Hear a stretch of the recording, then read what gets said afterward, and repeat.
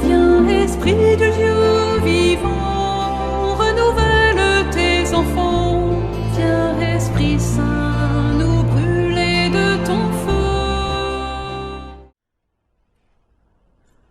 En venant me chercher dans ma chambre, Guylaine me disait « J'écoutais l'herbe pousser, il y avait des écureuils et des canards. » J'écoutais l'herbe pousser, il y avait des écureuils et des canards.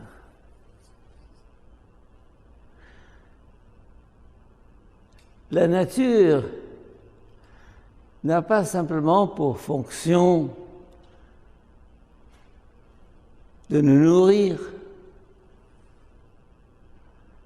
c'est-à-dire une fonction utilitaire,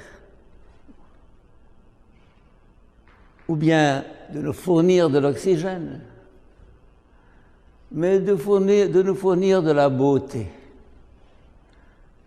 La nature est belle. Et quand on voit tout ce que le Seigneur a fait, c'est beau. Et Dieu vit que cela était beau, que cela était très beau. Il n'y a rien dans la nature qui soit laid. Même une racine complètement contorsionnée, elle est belle.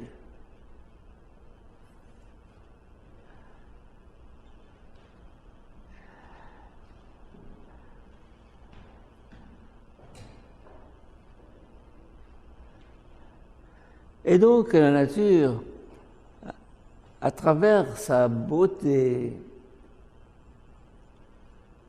a une fonction régénératrice. On parle de l'esprit qui renouvelle tout.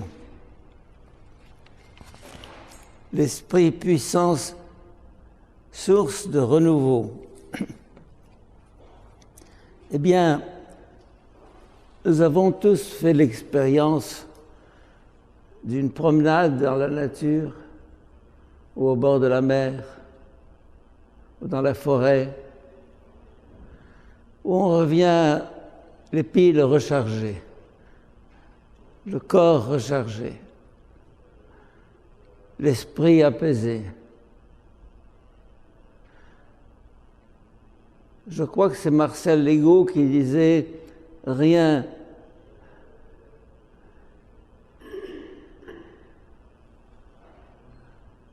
je ne me rappelle plus de sa phrase. Je ne reviens jamais de la nature sans un sentiment de plénitude. Je cite de mémoire. Je ne reviens jamais de la nature sans un sentiment de plénitude.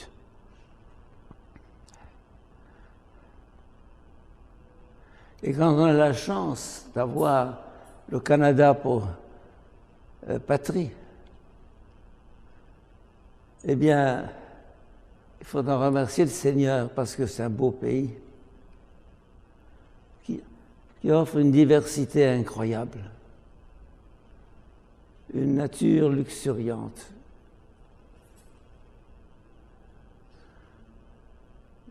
La forêt, le bois, le jardin, le parc. Moi qui viens d'Égypte, je goûte ça de façon très particulière. En Égypte, non seulement on n'a pas beaucoup de forêts, on n'en a pas du tout, mais dès qu'il y a un arbre, on le coupe. Dès qu'il y a un parc, on l'occupe avec un hôpital, une mosquée, un centre d'achat. C'est horrible.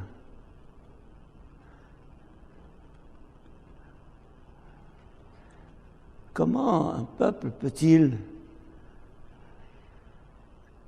être à ce point l'ennemi de la nature? Comment? Ça me fait de la peine. Donc,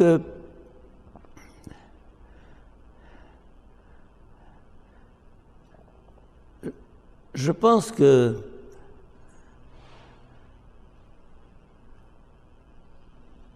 un séjour dans la nature, une promenade dans la nature, un contact avec la nature est essentiel. Nous, à Alexandrie, nous avons la mer. Un coin de nature pur, mais pas tellement pur parce qu'on a mis des blocs de ciment au bord et ils ont sacrifié la plage. Dieu sait pourquoi. Mais enfin, retour à cette nature telle qu'elle est sortie des mains de Dieu. Et là, c'est là qu'on peut parler de la nature source de renouveau. Et derrière sa nature, il y a justement l'esprit qui planait sur les eaux aux origines et qui continue de régénérer cette nature.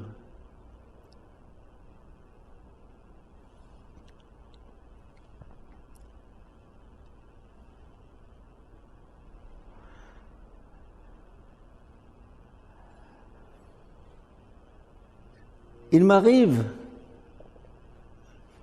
d'aller dans une école et de regarder la cour de récréation pendant que les enfants sont déchaînés. Quelle joie de voir ces enfants sauter les uns sur les autres, se disputer, se rouler par terre, courir. Un enfant ne marche pas, il court. Dès qu'il y a un enfant, il court. Il court pourquoi? Il court pour rien. Comme le chien, excusez l'expression, mais enfin, il court pour courir. Parce qu'il a un surplus d'énergie qu'il veut dépenser. Et il y a, la semaine dernière, quand j'étais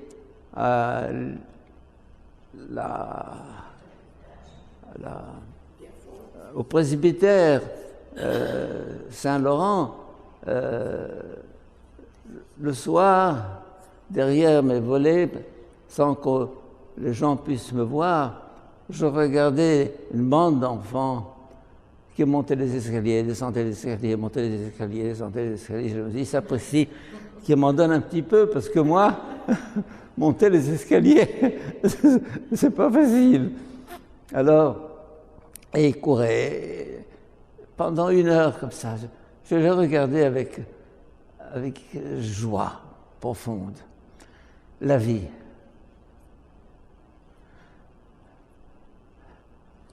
Ou un chien qui va, qui vient, qui court.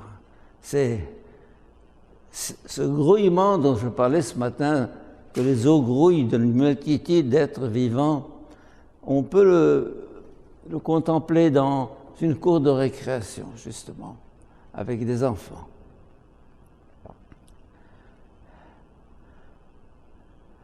Et à travers ça, le Seigneur me dit, regarde, avec l'enfance, tout recommence à chaque génération. Cette fraîcheur de l'enfance, où tout est nouveau. Pour nous, souvent, tout est vieux. Bon, on connaît ça. Et retrouver l'enfance, c'est retrouver cette capacité d'admiration, d'étonnement. Comme disait Einstein, celui qui ne sait pas s'étonner, c'est comme un homme mort. S'étonner à tous les âges. Et s'étonner pas devant des choses extraordinaires, mais devant un brin d'herbe, une fleur, un oiseau qui saute, qui sautille. Hein. Et un grand artiste est quelqu'un qui prend un objet quelconque et en fait un chef-d'œuvre. Un objet quelconque.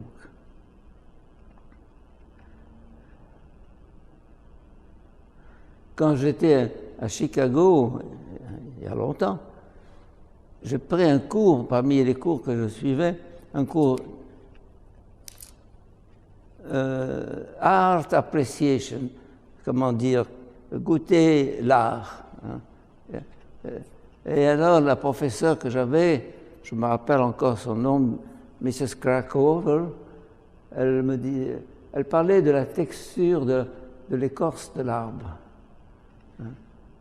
Quelques jours, j'étais justement dans la forêt, je voyais ces arbres, cette écorce. Et un jour, j'ai trouvé dans la forêt un bout de racine, mais si entortillée, si contorsionnée, que je l'ai prise dans la malle de ma voiture pour l'installer dans ma chambre. Tellement c'était beau, bizarre. Une œuvre d'art à l'état nature.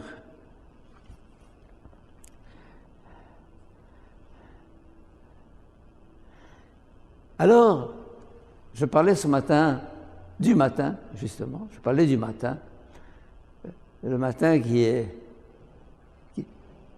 un redépart, un recommencement de la vie. Et on sent le même sentiment devant le printemps, les saisons, la succession des saisons.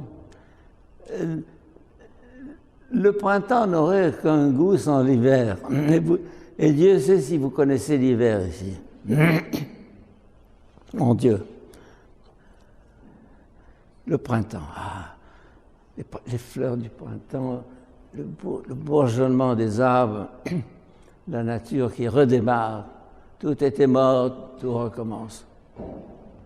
Et cet éternel recommencement, justement, de la nature à travers les saisons, est le signe d'une régénération continuelle qui fait que la mort n'a pas le dernier mot. L'hiver n'est pas la fin, c'est un passage, une mutation nécessaire. La nature se retire pour redémarrer. On pourrait peut-être comparer ça au sommeil. Bienheureux ceux qui savent dormir. Non pas parce que le sommeil leur vient, mais parce qu'ils ont décidé de se coucher à l'heure, parce que souvent on retarde, parce qu'on a du travail à faire. Je connais ça, je critique personne, mais comme dit le psaume, en vain tu retardes ton coucher, tu avances ton lever, mangeant le pain des douleurs, tandis que lui comble son bien-aimé qui dort. Faut pas trop dormir, mais on retarde son coucher, on avance son lever, et c'est métro, dodo, boulot, etc. En fait, c'est un luxe de pouvoir prendre un vrai repos, soit quotidien, soit hebdomadaire, parce que beaucoup de gens ne le peuvent pas à cause de leur travail. Mais la nature a besoin, elle aussi, de se reposer. Et le champ, la terre, a elle-même besoin de se reposer pour produire, reculer pour mieux sauter. Et la nuit, c'est le moment justement où tout dort et où tout se régénère. Vous avez des idées, écrivez-les et laissez-les dormir avec vous. Le, Le lendemain, elles seront autres, neuves. un texte, il faut le laisser dormir et le reprendre ensuite. Il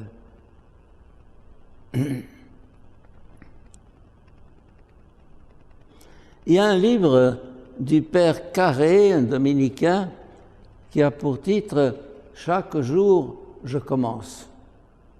Chaque jour, je commence. Chaque jour, je commence ma vie. Eh bien, je dirais oui. C'est une spiritualité. Demain viendra en son temps. Hier est passé. Oui, très bonne idée. Voilà. Hier est passé. Votre dispute avec votre belle-mère, oubliez-la, laissez-la dormir. Et chaque jour, je commence. Cessons de ruminer le passé, surtout quand il est négatif. S'il est positif, oui, ruminons-le. Mais négatif, laissons ça. Vos disputes, vos querelles, vos mesquineries, l'injure reçue. Bon, la nuit. Dieu a fait la nuit pour régénérer la nature, justement. La nuit, pensez au poème de Charles Péguy sur la nuit. Bienheureux ceux qui savent dormir. Pensez à la nuit de Rameau, le fameux « Ô nuit, il est profond ton silence ».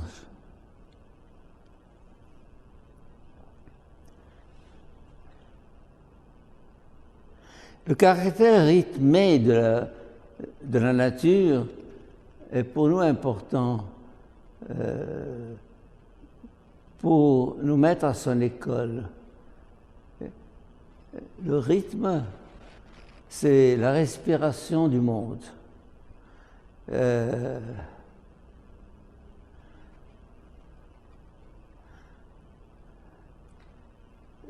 respiration, justement, dans le yoga ou le zen, il y a cette technique de la respiration.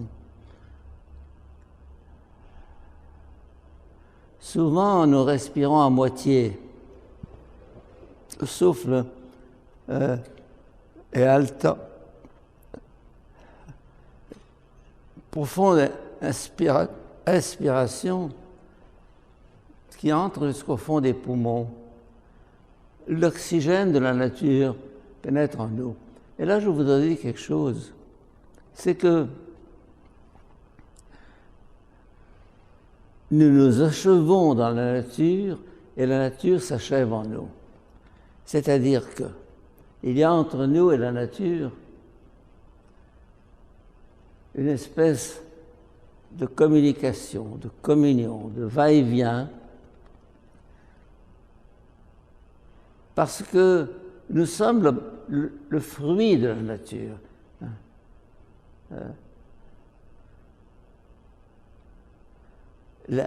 C'est elle qui nous a portés pendant des milliards d'années, qui nous a fait naître,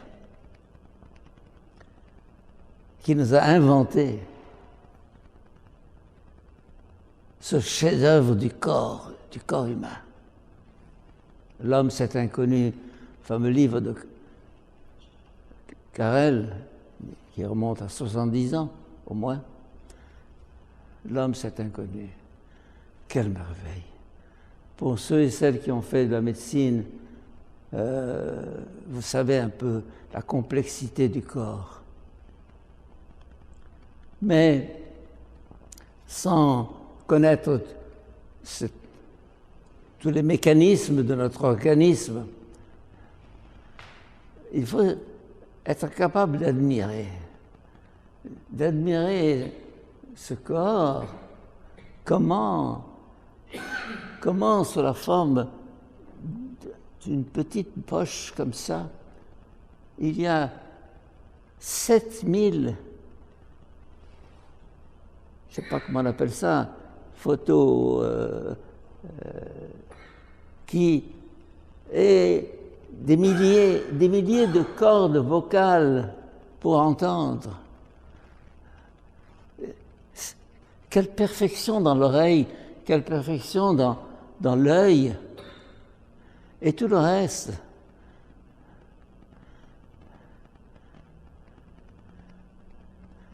Et la nourriture que nous avons prise à midi et qui travaille dans notre corps, à notre insu. On ne sait pas comment ça fonctionne, mais chaque produit connaît son chemin pour régénérer les tissus et l'organisme.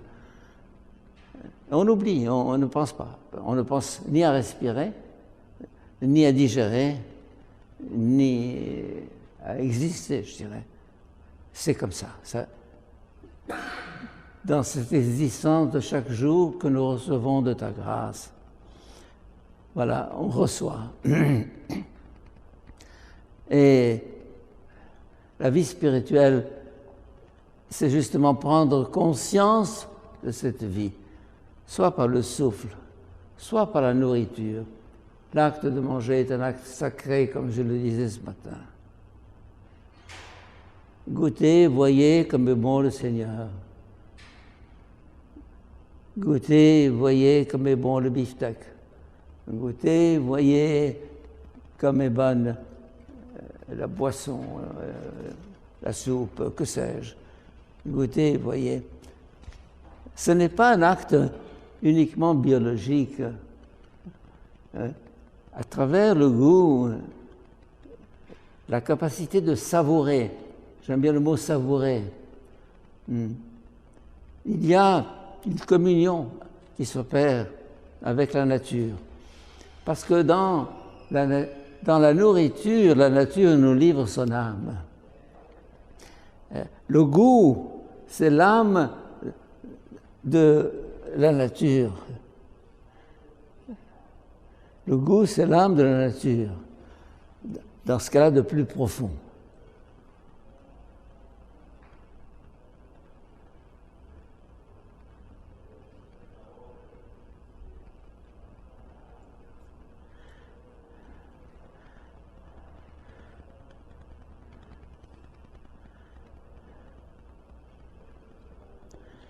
Il y a en Inde le culte de l'arbre.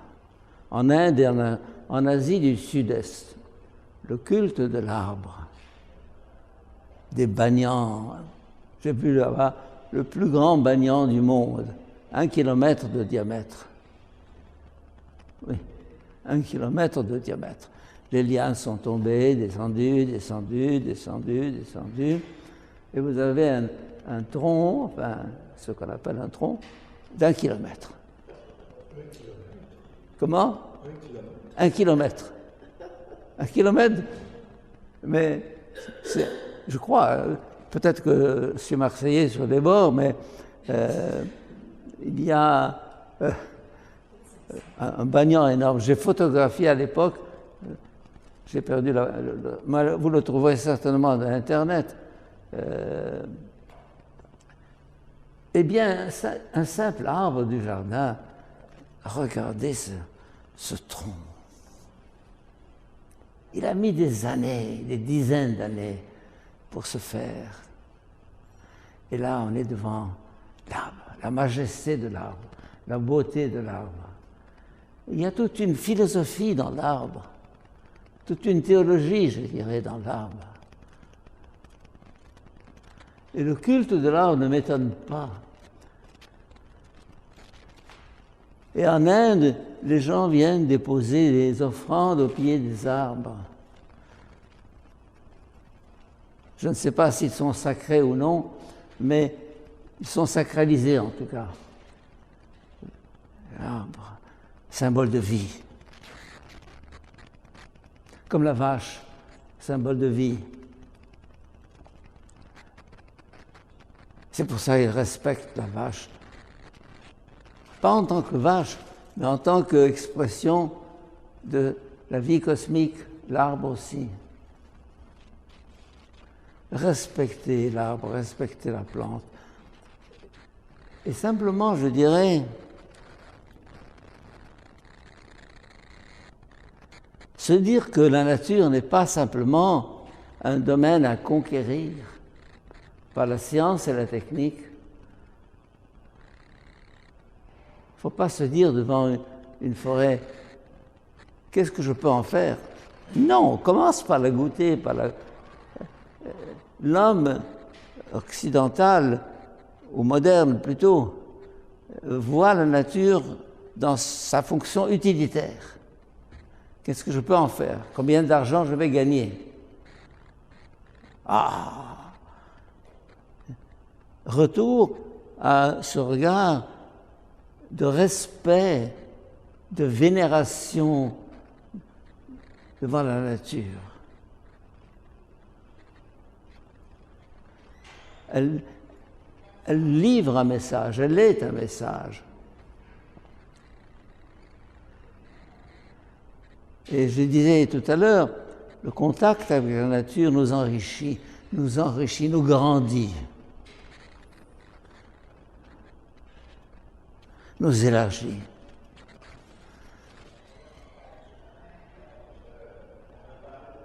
Et c'est là qu'il faut parler de la contemplation. La contemplation est une des formes les plus belles de la prière.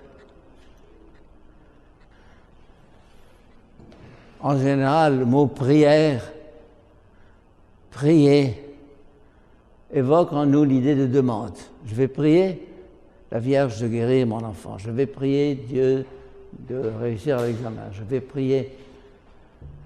Pourquoi donc la prière est-elle réduite à sa dimension utilitaire? On prie pas pour demander quelque chose, mais pour entrer dans cette communion. Le mot communion est peut-être le plus approprié avec le monde. La contemplation, c'est ça. Un regard gratuit, un rapport gratuit avec le monde qui nous entoure. Regardez une fleur. On dit quelquefois, ça sert à quoi une fleur? Ça sert à rien. Ça sert à rien. Ça sert à. Toujours cette idée, à quoi ça sert? Eh bien, une forêt, on peut penser en termes de menuiserie, faire des poutres, faire des armoires, des tables, mais on peut en parler simplement en termes de beauté. La beauté, c'est gratuit. La dimension du gratuit a déserté un peu le monde. C'est pourquoi, à quoi ça sert?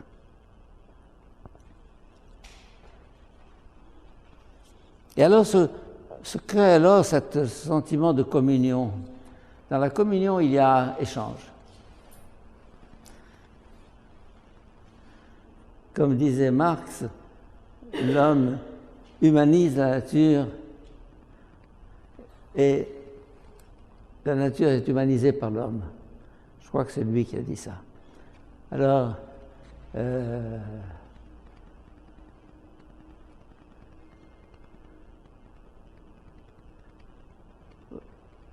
ça, c'est quoi?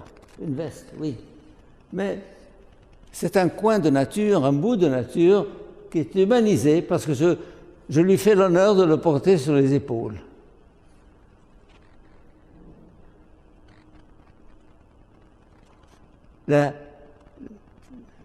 La science, la technique est une promotion du monde au niveau humain qui permet à la nature d'atteindre son but dernier, qui est de faire l'homme. Le but de la nature, si on peut parler de but, oui, est de faire l'homme. Et dans la perspective évolutive qui m'a toujours marqué, je vois tout ce qui est en dessous de l'homme comme des efforts pour rejoindre l'humanité cachée dans la plante et dans l'arbre et dans l'animal. Je les humanise. Domestiquer un animal ou mettre une plante dans sa véranda ou dans son jardin, c'est la promouvoir du niveau naturel au niveau humain. Il y a toute une philosophie derrière ça. Je promeux. Et quand je regarde une fleur, voilà, elle saute d'un niveau à un autre. Je l'ai regardée. Je l'ai regardée.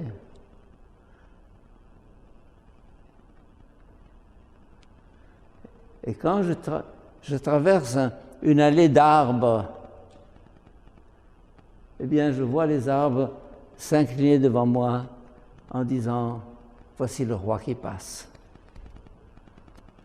Le roi. Le roi passe. Ils sont là.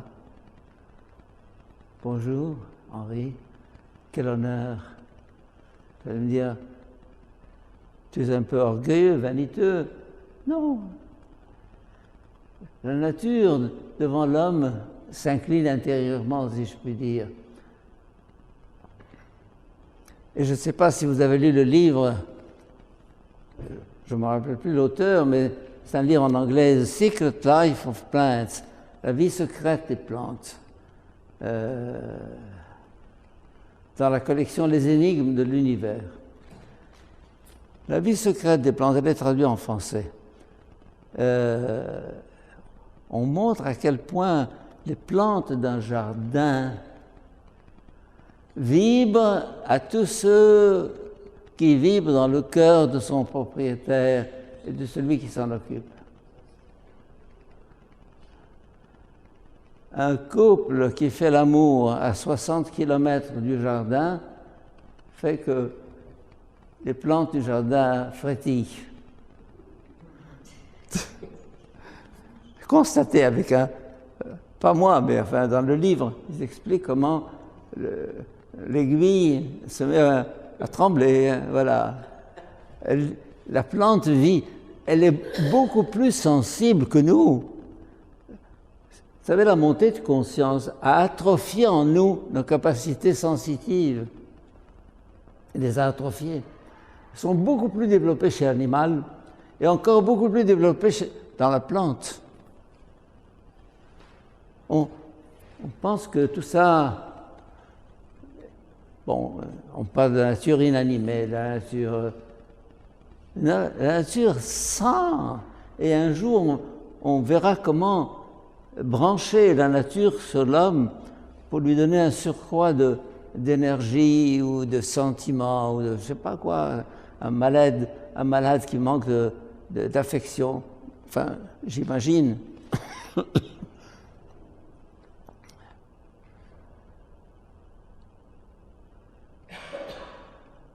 Et c'est là que je dis que la nature a une fonction régénératrice. Elle nous achève, elle nous complète, elle nous aide à grandir. Elle nous aide à retrouver nos racines végétales, animales. Il faut de temps en temps retourner à l'animal dans ce que ceci a de bon et de beau, parce qu'il ne s'agit pas de tourner à l'animalité. Mais, et là, il faut penser les animaux de compagnie, de pets comme on dit en anglais, ils ont une fonction incroyable. Je n'ai pas besoin de l'expliquer à des Canadiens, des Québécois, pour qui ont des hôpitaux pour les oiseaux et pour les chiens et pour les chats, etc. Bon, mais un chien qui vous accueille quand vous ouvrez la porte en rentrant du travail, en sautant sur vous, en bougeant la queue, il vous fait la fête, il court dans l'appartement, il revient et il recommence. Mais vous ne vous rendez pas compte de l'énergie affective que ça vous donne, hein, ce contact avec le chien. Je parle du chien parce que le chat est beaucoup moins sensible, beaucoup moins expressif que le chien. Quelle fidélité, le chien. Et une personne seule, un enfant malade, handicapé, apportez-lui un chien. Par certains côtés, c'est mieux qu'un homme. Je pense à un ami grec que j'ai eu comme élève qui est en Grèce actuellement et qui a un Rocky, un chien. Il nous dit, mon père, le chien c'est fidèle, les hommes, pas toujours. Il y a une fidélité dans le chien, une affection dans ses yeux. Ça ne triche pas. Un chien, c'est vrai.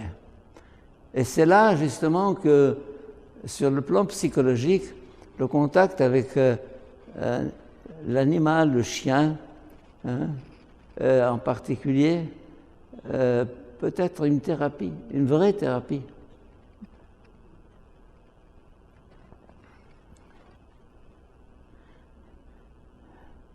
Et je parlais tout à l'heure de l'arbre ou de la nature. Je pense, mais c'est une théorie gratuite et personnelle, que l'habitude de toucher du bois, touchons du bois,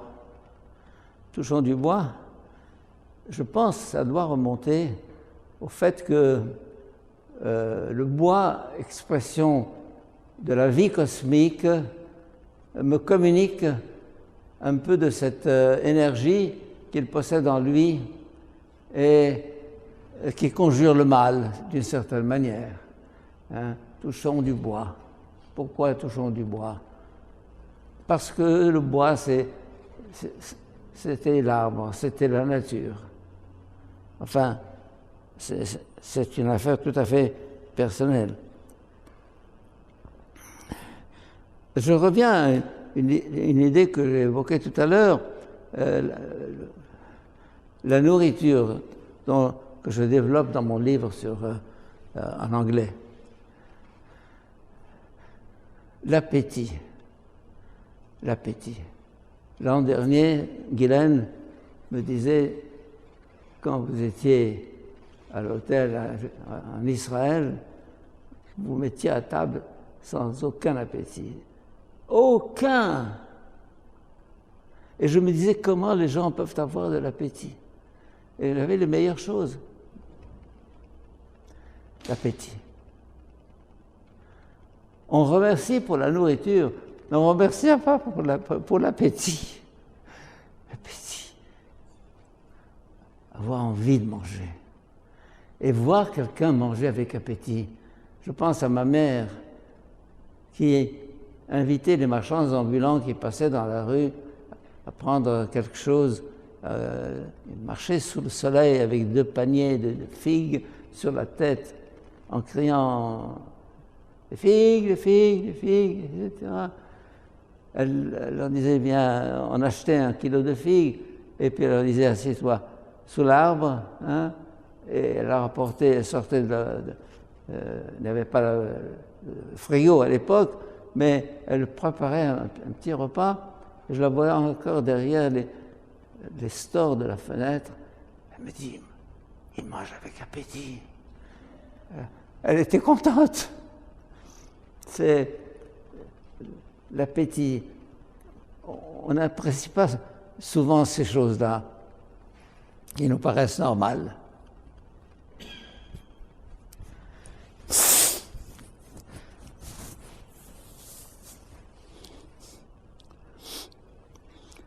Donc il y a en nous comme une nostalgie de la nature. Je pense aux romans que je lisais, les romans de Jules Verne dans mon adolescence. Jules Verne, l'île mystérieuse, des arbres, forêts. Première fois que j'ai vu ça, des visus, j'avais 13 ans, mes parents nous ont emmenés en excursion, enfin en voyage, en villégiature au Liban, ce coin de paradis. Le Liban est un pays incroyablement beau. Et je découvrais la nature. Que les bois, c'était vrai, c'était pas dans les livres. Les ruisseaux, c'était vrai, c'était pas dans les livres. Les montagnes, c'était vrai, c'était pas dans les livres. Ah, ça existe, oui, ça existe. Quand on a tout ça, on ne s'en rend pas compte. Alors, ceci évoque le vers de Lamartine, objets inanimés, avez-vous donc une âme qui s'attache à notre âme et la force d'aimer? Objets inanimés, avez-vous donc une âme qui s'attache à notre âme et la force d'aimer? Comment la nature peut nous aider à aimer? Elle développe en nous cette sensibilité. Donc, il ne s'agit pas simplement d'une régénération physique, même pas psychique, mais ça va plus profond.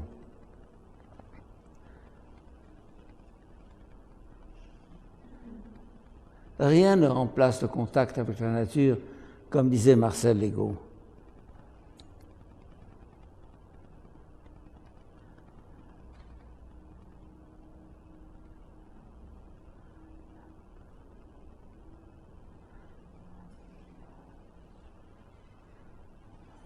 Et Teilhard de Chardin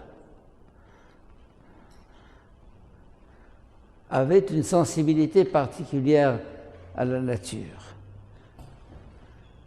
à commencer par le rocher, la pierre, le caillou, le culte du caillou. Moi aussi, jusqu'à présent, j'ai le culte du caillou, un caillou rond, lisse, dur, éternel. Il y a l'éternité dans ce morceau de pierre.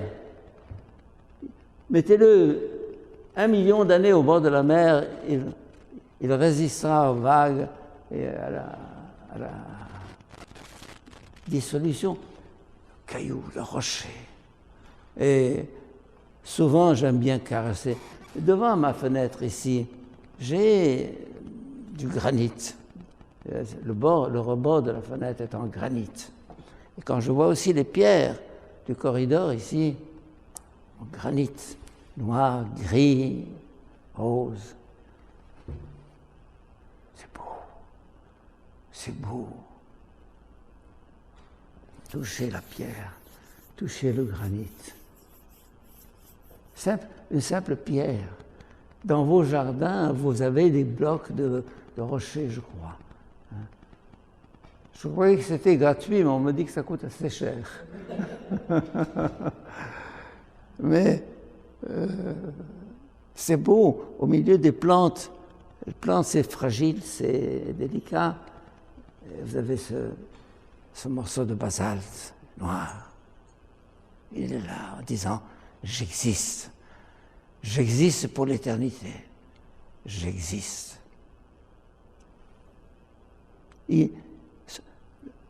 Je dirais que chaque réalité naturelle exprime un aspect de Dieu, du réel, de l'esprit. J'ai un livre en allemand, Les 1000 visages de l'esprit. Les 1000 visages de l'esprit. L'esprit se manifeste de façon multiforme. 1000 visages. Et le rocher, à sa manière, dire la fidélité. La fidélité.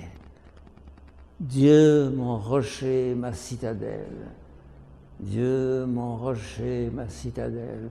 La Bible n'a pas trouvé mieux que le rocher pour exprimer la fidélité de Dieu qui demeure éternellement. Le rocher. J'ai fait l'expérience du rocher à l'âge de 12 ans ou 11 ans. Je ne nage pas bien. Bon. Mais je fais semblant de bien nager parce que mes frères nageaient très bien. Et un jour, ils s'aventurent à Alexandrie, à la mer profonde, pour rejoindre un rocher qui émergeait à quelques 100 mètres de là. Et j'ai voulu les suivre, et j'ai avalé des tasses et j'en pouvais plus. J'arrive au rocher. Pouf! C'est la première fois que j'ai eu le sentiment de cette solidité du rocher. Je me suis accroché là. Au contraire de la mer. La mer. Le rocher. Je dirais que chaque créature est un message spirituel. Les symboles qu'a repris la liturgie, c'est un peu la mise en valeur de ces qualités inhérentes à la nature, à la matière. Et le poète ne fait pas autre chose. Et le poète ne fait pas autre chose. Par sa poésie,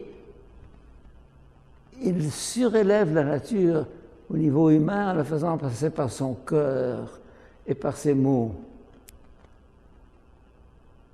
Quelque chose de magique dans la poésie. Et enfin, je terminais par la mystique qui est le sommet de tout. La mystique qui est la véritable communion à la nature, ou plutôt à Dieu par la nature, à Dieu dans la nature. Pensez à Jean de la Croix, mon bien-aimé les rochers, mon bien-aimé la mer, mon bien-aimé, je ne sais plus son poème, mon bien-aimé. C'est-à-dire que le bien-aimé a reflété ses traits dans cette nature inanimée qui a une âme. Et cette âme, c'est Dieu. Alors, la différence entre le mystique et le poète, c'est que pour le poète, bon, c'est une réalité naturelle. L'âme de l'arbre, l'âme de l'animal, l'âme de la mer, Mais pour le mystique, c'est un des visages de Dieu. Une des manières par laquelle Dieu me dit quelque chose. Et quelque chose qui ne peut pas se traduire avec des mots. Parce que si les mots pouvaient traduire les réalités dont je parle, eh bien, il n'y aurait pas d'art. L'art, c'est justement là où les mots s'arrêtent de parler et où la beauté prend le relais. C'est pour ça que les églises doivent être belles. La maison doit être belle. Ma chambre doit être belle. Ce qui n'est pas toujours le cas chez moi parce que c'est un bric-à-brac. Mais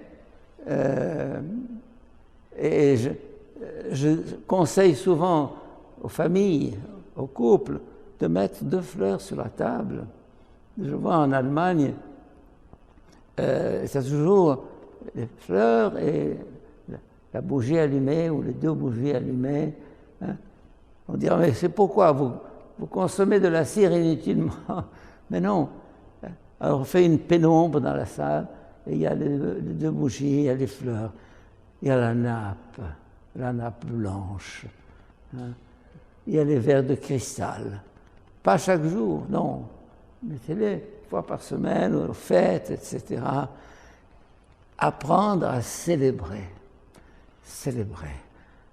Que le repas ne soit pas simplement une démarche biologique, mais une célébration. Solennaliser le repas. On me parlait de certains couples anglais qui se mettaient à table en smoking pour l'homme et pour, je ne sais pas la femme en quoi, mais avec la nappe, etc. Évidemment, c'était l'aristocratie. Mais sens du cérémonial. Il faut lire Saint-Exupéry, ce qu'il dit du cérémonial. Le cérémonial. Un coin de gratuit, un coin de beauté dans notre vie individuelle, notre vie de couple ou notre vie de famille. Voilà. Viens Esprit Saint, viens transformer.